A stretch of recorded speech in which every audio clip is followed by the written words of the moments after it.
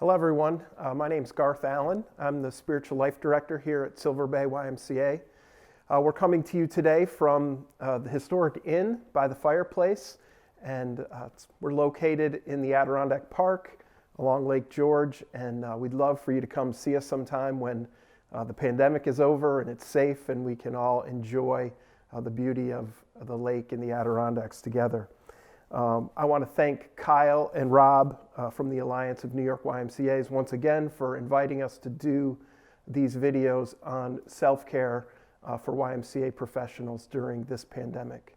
My colleague Bruce Tamlin, who's our chaplain, and myself are grateful to be included in these and to be sharing with you. We do hope they're both informative and helpful for you in caring for yourself in these difficult times. So today, my topic is, I want to talk to you about caring for others as a vital aspect of self-care. So that might seem a little odd, right? Caring for others is a vital aspect of self-care. But they actually go hand in hand. When you care for others, you're actually administering care to yourself. So I looked up, there's some research on this actually. Christopher Berglund wrote an article in Psychology Today. It's called The Evolutionary Biology of Altruism. It's a mouthful, but it's an interesting article. And after reviewing several studies on why helping others, caring for others is beneficial to us as individuals, this is a conclusion that he reached. I'm going to read the quote for you. Berglund says this: "We're all in this together. We have not evolved for millennia to be isolated behind digital screens, connected only via text message and social media. Science proves that our genes and our brains have evolved to be compassionate, to cooperate, and to foster community. This is common sense. Hopefully, the science presented in this article reinforces what we already knew intuitively. Being altruistic and kind to one another benefits us all." So before we go on to talk more about how caring for others actually administers self-care to us, I'd like to reiterate some statements that I've made in other presentations in case this is the first time you're seeing one of these videos. So first of all, the YMCA movement is a diverse and inclusive movement. That's one of the things I'm so grateful for to be a part of the YMCA, is that it doesn't matter what your background is, doesn't matter where you come from, what your faith experience is, you're welcome here in the YMCA. There's a place for everyone, there's room for everyone. No one gets left out and no one gets left behind. So the YMCA, that's who we are as a movement. And secondly, while all that's true, the YMCA is also has its origins in Christianity. The C in YMCA stands for Christian. And thirdly, myself, I am trained as a pastor, and the history of Christianity is my academic background, and so that's the perspective that I come from. And so my session I'll bring those experiences and that training to bear on what I'm saying today. So I embrace the historic Christian faith, and so I'll be using the Bible today. And whether you adhere to the Christian faith or you believe the Bible has been an influential book throughout our history. And so hopefully you can find something in there that resonates with you, whether or not you buy into the whole Christian faith. So let's return to our topic. Caring for others is a vital aspect of our own self-care. I'd like for us to look at a story that Jesus told in Luke chapter 10. It's familiar to maybe many of us, even if you're not in the Christian faith. It's the story of the Good Samaritan. And that's even come into our own language. You may hear about Good Samaritan laws and things like that. So this phrase may be familiar even if you're not familiar with the story. But as I read the story, I'd like you to try to, if you can, listen to it for the first time. Imagine you're in the story. Put yourself in the shoes of one of the characters in the story and try to think which of the characters that you hear about you relate to, or which of the ones you identify with. So I'm going to read this story from Luke chapter 10, and then I'll make some comments about it. "And behold, a lawyer stood up to put Jesus to the test, saying, "Teacher, what shall I do to inherit eternal life?" Jesus said to him, "What is written in the law? How do you read it?"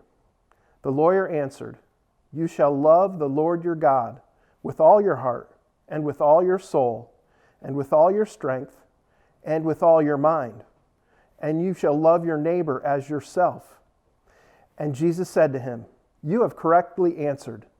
Do this, and you will live." But the lawyer, desiring to justify himself, said to Jesus, "And who is my neighbor?"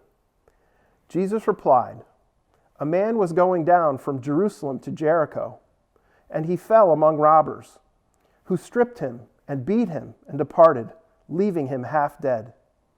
Now by chance a priest was going down that road, and when he saw the injured man, he passed by on the other side of the road. Likewise a Levite, when he came to the place and saw the injured man, he passed by on the other side of the road. But a Samaritan, as he journeyed, came to where the injured man was, and when he saw him, he had compassion. He went to the injured man and bound up his wounds, pouring oil and wine on them. Then he set the injured man on his own animal and brought the man to an inn and took care of him. The next day he took out 2 denarii and gave them to the innkeeper, saying, "Take care of this man, and whatever more you may spend, I will repay you when I come back." Jesus said, "Which of these 3 do you think proved to be a neighbor to the man who fell among the robbers?" The lawyer said, "The one who showed him mercy." Jesus said to the lawyer, "You go and do likewise." So we actually have 2 stories going on here. The first story is this encounter between Jesus and the lawyer. And then the second story is the actual story that Jesus tells about this man who fell among robbers and was injured. So let's go through these characters one by one, sort of a who's who in the story. First, the lawyer. Now, this lawyer was in some ways similar to lawyers of today, if we're painting a caricature of them, because he asked a lot of questions that he already knew the answer to, and he was more interested in feeling good about himself than he was actually knowing the truth. But however, this lawyer wasn't like lawyers today in the fact that he was an expert in the Jewish law. This kind of lawyer was known for meticulously keeping all the commandments of the law, for putting down others who did not do that. He was primarily interested in what are the boundaries, what are the limits of the law. He sought to do exactly what the law required, nothing more and nothing less. Many of us know people like this. They are rule followers, maybe, and scorekeepers. They want to follow the rules simply because they feel good for having done the right things. And they keep score so they can feel superior to other people. Like, I've done these commands and maybe you haven't, so I'm better than you. Now, maybe some of you identify with this man. And there have been times in my life when I have felt like I have to keep all the rules meticulously and feel better about myself for doing that. So that's one person you might identify with. The second is this injured man. And I'd like to give you a little bit of historical background just to help understand the story a little bit better. This trip from Jerusalem to Jericho was a 17-mile journey, and there was this descent. Jerusalem sits up on a hill, and so it was a 3,000-foot descent down this hill. And there was one particularly hazardous section during Jesus' lifetime called the Way of Blood. And that was because all the murderers and robbers hung out in this one section of the road, and if you happened to be going there by yourself, you could fall into trouble. Now, we don't really know anything about this man, why he was traveling that way, or what was going on. All we know is that he was severely beaten, robbed, and left nearly dead. Now, many of us know people like this. Perhaps some of us actually feel like this injured man. During this COVID-19 crisis, we feel life has beaten us up. We feel like we're suffering simply because we're in the wrong place at the wrong time, like this man. And so maybe you identify with the injured man who was beaten up. Now, the second 2 characters are the priest and the Levite. And again, we need some historical background here. The priest was a Jewish priest, and he led worship at the temple in Jerusalem. He was one of the men who would prepare the sacrifices and would present offerings and incense and other things to God. The priest stood between God and his people as a mediator in worship. Now, this office of a priest in Jewish tradition was very important. It was a prestigious position. And so the priest had to be well schooled in God's law. And though he knew the law in great detail, he neglected to show kindness and mercy to this injured man. For whatever reason, he saw him and went to the other side of the street and avoided all contact with him. Now, the Levite's job was to assist and to serve the priests in the care and maintenance of God's temple in Jerusalem. Now, the Levite wasn't at the same level as the priest, but he was still critical to the importance of the inner workings of the temple, and he was also well schooled in the law. And though he knew it well, he again neglected to show kindness and mercy to this injured man and actually moved away from him. Now, we know people like this as well, don't we? They say they care for people, and they talk a really good game, yet their actions and attitudes don't match up with what they say, what their words are. The problem isn't that they don't know what they should be doing. They know what they should do, and they fail to do it. And now maybe you identify with either of these men. Now, if I'm being completely honest, sometimes I do too. There are times when I know I should engage and offer care, and I pull back, probably more often than I'd like to admit. So lastly, we have the Samaritan. Now, if you're only familiar with Samaritan from our culture, we always hear the Good Samaritan. So we may think a Samaritan, obviously a great person. But in Jesus' day, the Samaritans were a group of people. They were among the most hated enemies of the Jews. They were outcasts for a variety of reasons related to the way that they worshiped and their background. And they were hated by religious authorities, particularly like the lawyer we heard about in the beginning of this story.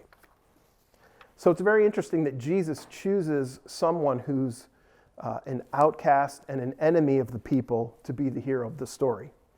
But let's take a closer look at how this man actually cared, how the Samaritan cared for the injured man.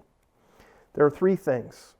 First, actually there's four things, but we'll do the first three and we'll talk about the fourth as well. First, the Samaritan saw the injured man. He didn't merely look at him. He actually saw him. He looked at him and tried to put himself in his place. He recognized that the injured man was not much different from him. He was a fellow traveler who was in need of desperate help. The priest and the Levite, they might have looked at the injured man, but they didn't really see him because they looked away so quickly they were concerned with other things. Secondly, the Samaritan felt something for the injured man. The scripture says they felt compassion for him. He was moved by the injured man's predicament.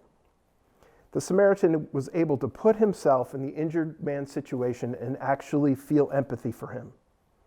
How different from the priest and the Levite who felt only fear or disdain or worried about where they were going. They didn't have time to help this poor man. Thirdly, the Samaritan drew near to the injured man. He drew near to him. Verse 34 says the Samaritan went to him.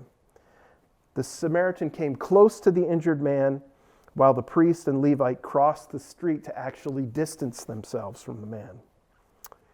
Fourthly, the Samaritan offered what I'm going to call costly care or generous care to the injured man. And in truth, when we offer care for someone, it always is costly to us. It always requires our generosity to offer care to someone. Think about the care that he offered. The Samaritan bandaged the injured man's wounds.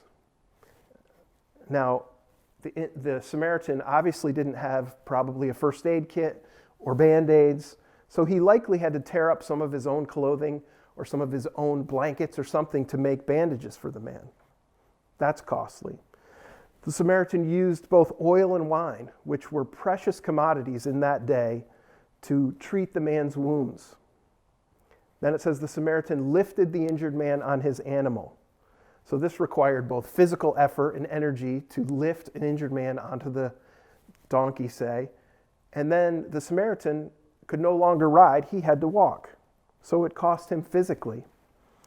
And then it says the Samaritan brought the injured man to an inn. and cared for him. So this meant he spent both time in getting the man there and money for him to stay there. You might have heard a strange word in the Bible reading, a denarii or denarius, which was the Roman equivalent of a day's wage.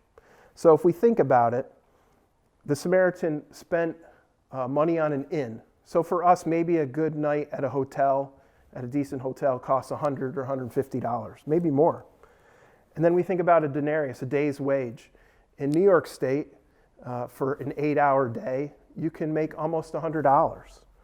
So this Samaritan, if we were to calculate what he spent in today's money, he probably spent $300 or more of his own cash to take care of this man and to pay for his help. So this care was costly that the Samaritan offered the injured man. It was generous. He gave of his personal belongings, right? His own clothing, his own oil and wine. He gave of his own money, and he expended physical energy and time. He was most concerned that it would give the man full healing. He wasn't really concerned about what it would cost himself.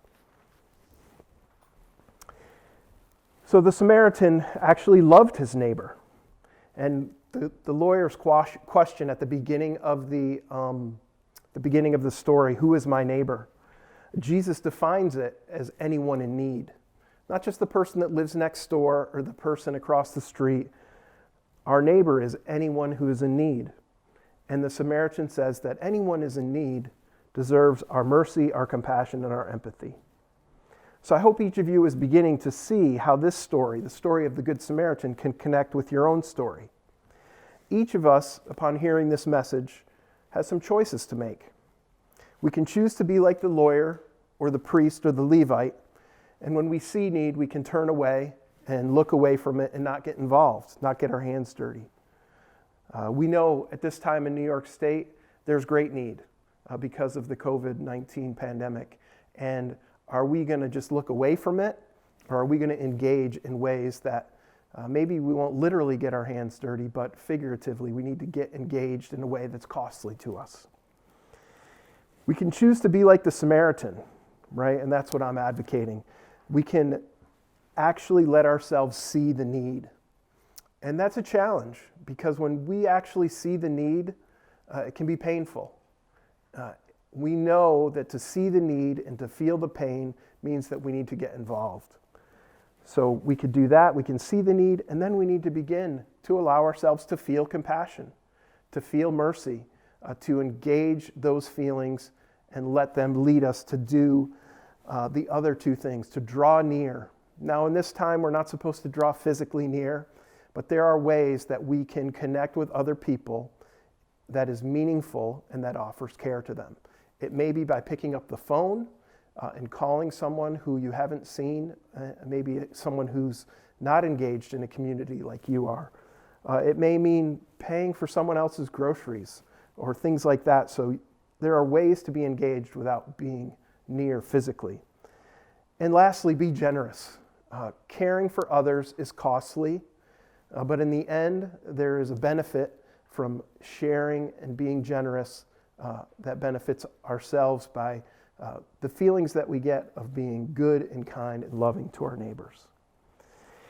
Now, and for those of you that may feel like this injured man, you may feel beat up, you may feel in pain, at a loss, maybe because you've lost someone because of the virus, or maybe because you're isolated and not feeling that human connection that you need.